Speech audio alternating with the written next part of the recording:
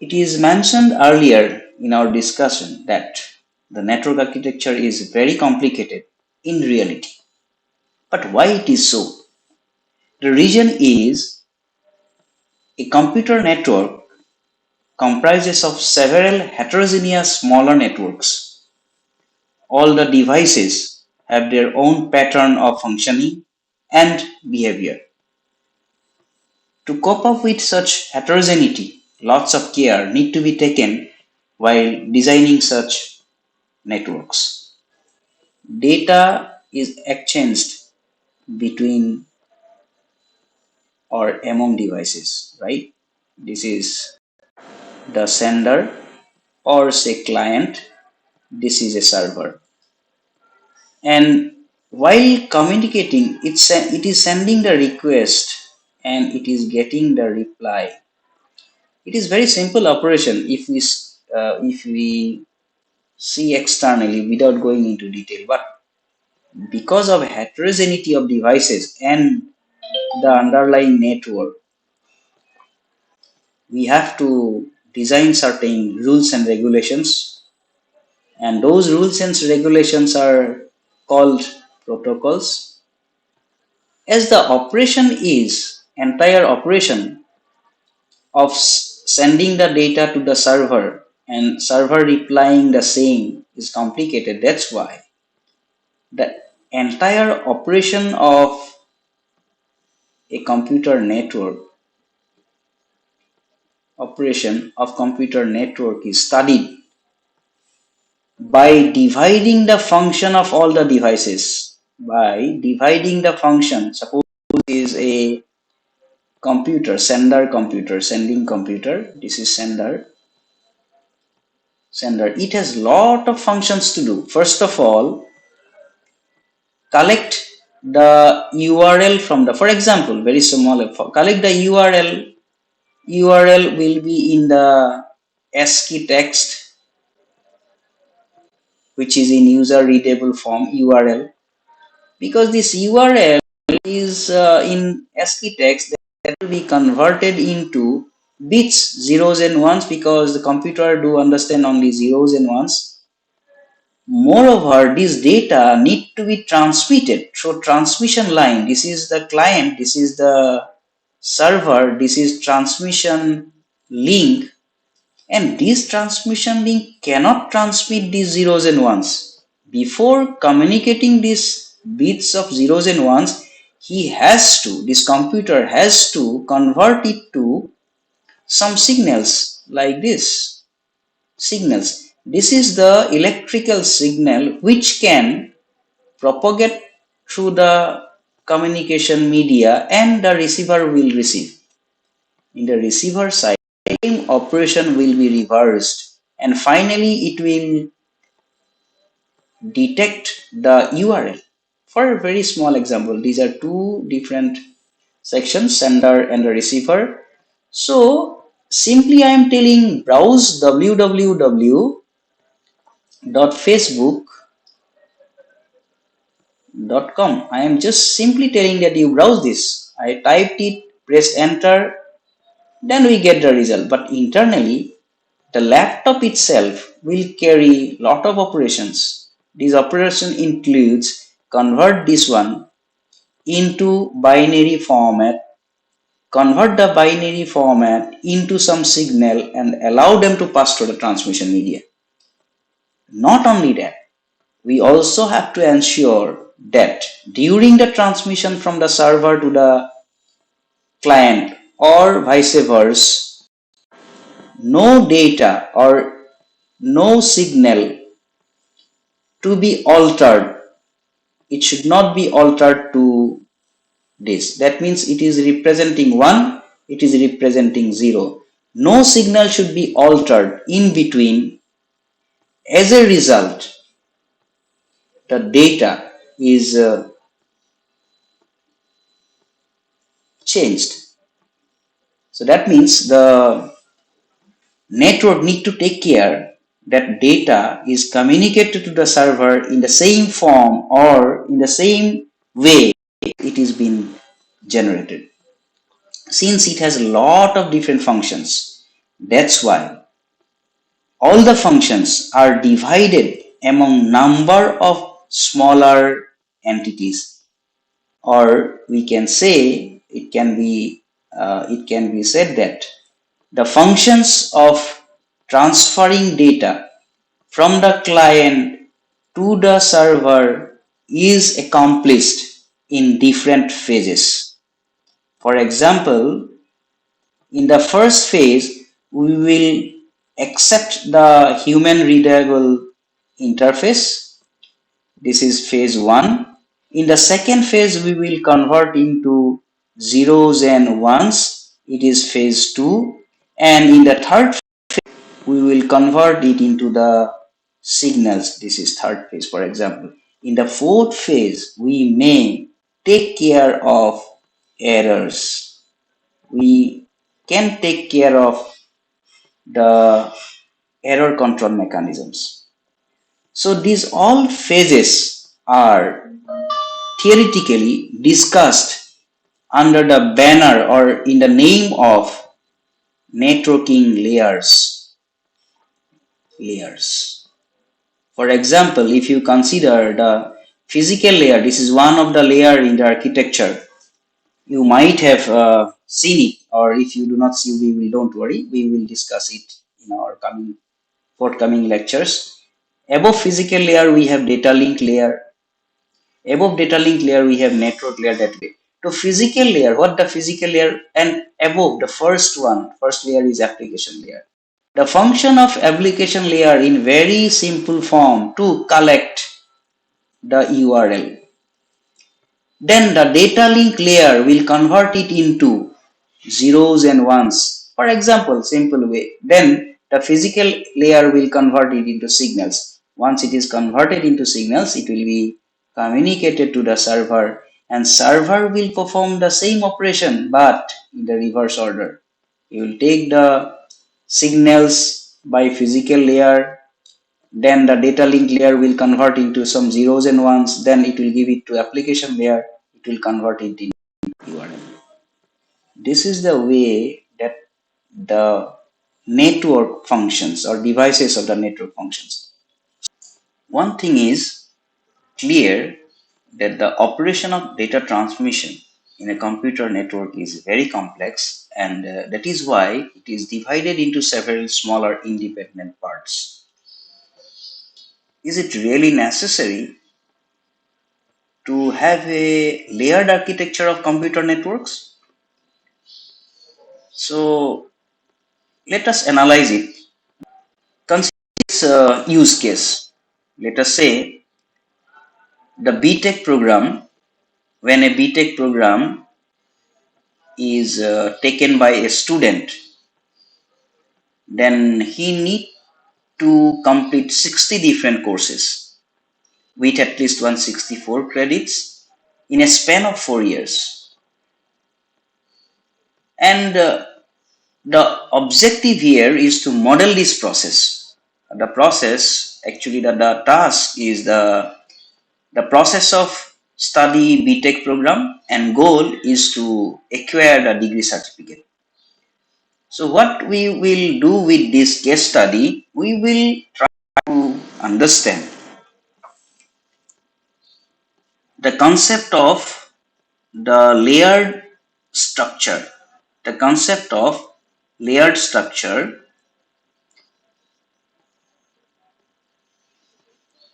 we wanted to examine the concept of layered structure in terms of a use case of BTech program with the task of BTech program study and with the goal degree certificate. Let's see, in a BTech program, the normal practice in a system is to group all the courses of the program into modules, say module for first semester, module for second semester, so on and so forth. And a candidate need to study the first sem courses, and once he qualifies the course under the first semester, he or she is allowed to take up the second semester courses. This is the normal process carried out in academic system. But let us understand, let us think, is it possible to have a course in 1 year? That is, if I consider that BTech program, the choice one in 1 year, 1 year BTech program. Number two, 4 years, but no intermediate exams, only one exam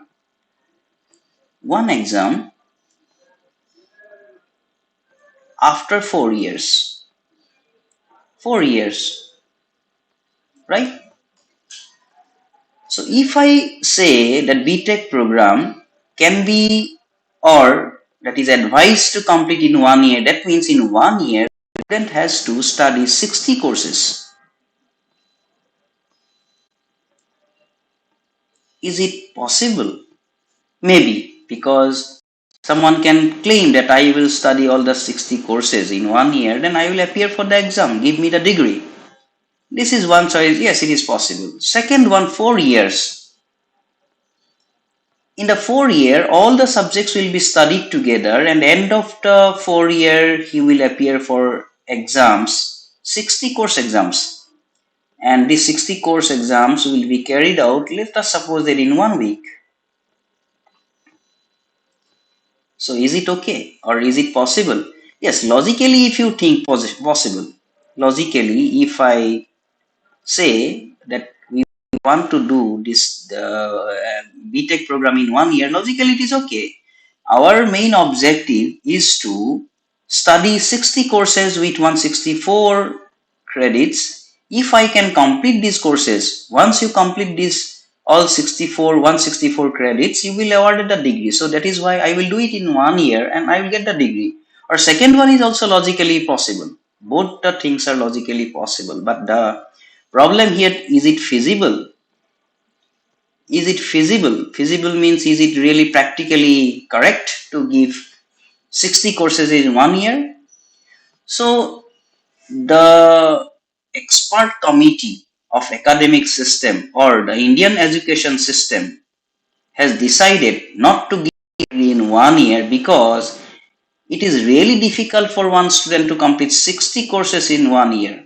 That's why this option, this choice is not practically applied. Similarly, in 4 year course, if we consider that the 4 year course is 4 year, but there is no intermediate exams, there is also some practical issues. Completing 60 courses in 1 week or maybe 1 month, and it is difficult. This is the first thing. Second thing, if you learn a subject today and if you appear for exam after 4 years, I don't think that you will be able to remember anything or you will be able to score well in the exam. That is why the academic system designed this BTech course into 4 year course by dividing into 2 multiplied by 4 is equals to 8 semesters. That means there are 8 modules. So these 8 modules, once you complete 8 modules, then only you will be allowed to give the exam. So again, let us ask questions once again. Can we change the process? I mean, can we allow a student to study all courses together, and once he or she completes all courses, a degree? Is it logically possible? Yes, logically yes, but it is feasible. Is it feasible? Feasibility is really questionable. Here, I'm assuming that we follow the standard norms of awarding the engineering degree. We follow the normal procedure where all the courses are divided into years or semesters, 2 semesters in each year, like this, and also with the criteria that once you finish one semester or 1 year you are allowed to take up the courses in the next semester. So if I say this first year is say layer 1, second year is layer 2, third year is layer 3, and fourth year is layer 4. If I assume this way, that means the engineering education process or BTech program process is a layered architecture. It follows a layered architecture. BTech, in fact, the BTech program, it also followed layered architecture with four number of. If I consider the first year, if I say the first year, second year, third year, and fourth year, this is the first layer, second layer, third layer, and fourth layer. After completion of the fourth layer, this student is converted into an engineer, right? This is the process. So since taking all 60 courses together in 1 year or some other way is really difficult, that is why the academic system has designed the BTech program in modules or semesters and set the protocol. This protocol is followed by all the institutions that is intended to give the degree of awarding the degree only when candidate passes all the courses. Moreover, award the degree, the protocol actually, in this case, it follows certain standards. Those standards are this 50% is the pass mark, 60% first class, and so on and so forth. So altogether, if we consider, if you think about the use case of a BTech program awarding the degree of BTech engineering, then although it could be done in 1 year or 4 year without examination, but the academic system has decided to divide into certain modules, and after completion of all the modules that the student will be awarded, that is can be considered as a protocol for awarding the degree of engineering. Moreover, they have also set up the standards with certain marks, pass marks and first class marks, second class marks, that way. So after having the discussion on academic system, one thing is very clear, that the layered architecture is important in the BTech system to make the things easier to carry out. It will not put pressure on students during their study of 4 years. Once they complete the first year, they need not have to think about the degrees or about the courses which are already studied, because that will because these courses are over means the knowledge you acquire in the courses may be required, but you need not have to appear for the exam once again. So now let us revisit the operation of the computer networks. As earlier, consider this website. Our task is to browse this website, facebook.com, and it it will happen that the user of the system will type this website and he will get the reply displayed on his laptop. Okay, so this is the process, and in between the data, that is the request of accessing the Facebook, will be transmitted to the Facebook server, transmitted to the Facebook server, and subsequently the reply will be transferred from the server. So during the process of transferring the request to the server and getting back the reply, this is accomplished in certain phases. In the first phase, get the URL. In the second phase, get the convert the URL which is acquired in phase 1 into bits, sequence of bits. Then in the third phase, convert bit sequence into signals, and the fourth phase, transmit the signal, because this transmission line can only transmit signals. Neither it can transmit zeros and ones directly, nor it can transmit the human readable ASCII text in its own form. While considering the operation of performing or browsing the website, these are the phases carried out, and these phases are actually the task to be accomplished in order to get the reply from the Facebook or to browse the Facebook. So, but these are tasks. If I consider these are smaller tasks, or this is one task, phase 1 is task 1, phase 2 is task 2, that way. So, but who perform these tasks?